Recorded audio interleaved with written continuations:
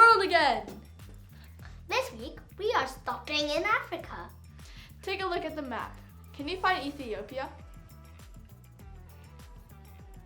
There it is! Great job if you find it. Let's learn about it more together. Ethiopia is the home of the coffee bean.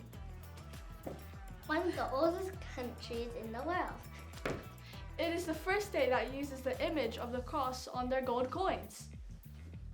In 1960, Abebe Bikila was the first black African to win the Olympics. He decided to run the marathon barefoot. Check out this picture of him. Ethiopian cooking is one of the most tastiest, healthiest, and the most diverse in Africa. Most of them are vegetarian. Coming up next, we are going to do an Africa quiz, so join in from home. Here we go. I wonder how many answers you can get right. The largest river is in Africa, but do you know what it's called? It's the River Nile. Great job if you guessed it. The heaviest, tallest, and fastest animals live in Africa. What are they? Elephant is the heaviest. Giraffe is the tallest. And a cheetah is the fattest. The reason we are talking about Ethiopia today is because we can find it in the Bible. If you go to the book of Acts, you can read this story that I'm going to tell you right now. We're going to start with a man called Philip, and he was an apostle. He preached the gospel and he performed many miracles and healings. Now, one day, he was walking along the road from Jerusalem to Gaza, and he met a man. This man was a royal officer to the Queen of the Ethiopians. Very important. He was sat in his chariot.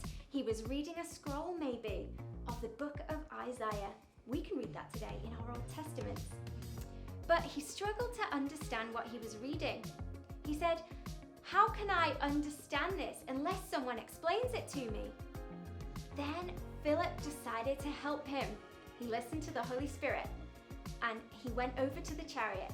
He listened to what the royal officer was saying. Philip helped him understand. He joined him in the chariot and off they went down the road. They came across some water and the royal officer said to Philip, "Can I be baptized in that water?" And Philip was like, "Sure, let's go." So they got out the chariot, got into the water, and he got baptized. That made him the very first African convert to Christianity. What an amazing story. Some incredible things have happened in the land of Africa, not just now, but years and years of history we can read about in our Bibles today. Next up, we are going to be like Philip. We're going to practice our listening because that's what we can learn from the story today. We're going to play a game called Guess That Sound, so let's get Sophia and Matthew back with us. We are ready to play Guess That Sound with Sophia and Matthew. So what they're going to do is listen carefully and they're going to raise their hand if they have guessed the noise. And then we're going to see if they've got it right. Why don't you play this with us at home? Make sure you listen carefully and comment online if you get the answers right. Okay, here we go. Let's hear sound number 1.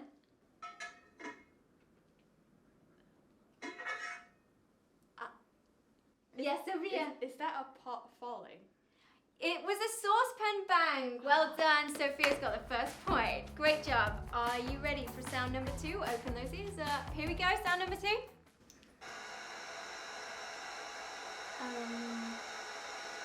Something that's electrical. Something that's electrical. Yes. Like a motorbike or... Not a motorbike. Something you have in your house, probably. Can you think? Do you want to hear it again for a second time? I'll have a guess. A hairdryer. A hairdryer. You got it. That was point number 2 for Sophia. Okay, come on, Matt. You can do it. Are you ready? Here we go for sound number 3.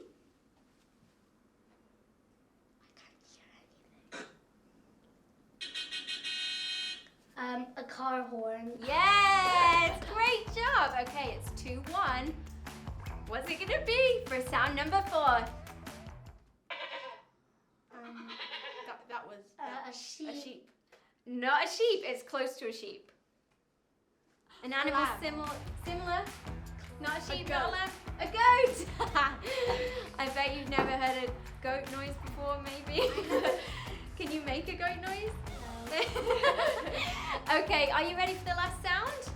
Yeah. Here we go. Sound number 5. Barton. He got that one very quick. Wow. I think that was probably a tie, guys. A tie. Well done. We were a little bit cheeky and threw that last one in for fun. Well done for playing. Guess that sound if you played it at home.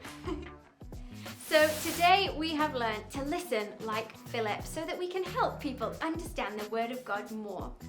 I'd love to pray for us all today, everyone. So if you want to join me in prayer, why don't you close your eyes and put your hands together. Dear God, we thank you for this Bible story. We thank you that we can also help to spread your word by listening to others around us. Help us to be close to you this week. In Jesus' name, amen. And that's all we got time for today. So make sure you Like, subscribe, hit that notification bell. listen to our worship playlist, and we will see you guys Next time. Bye.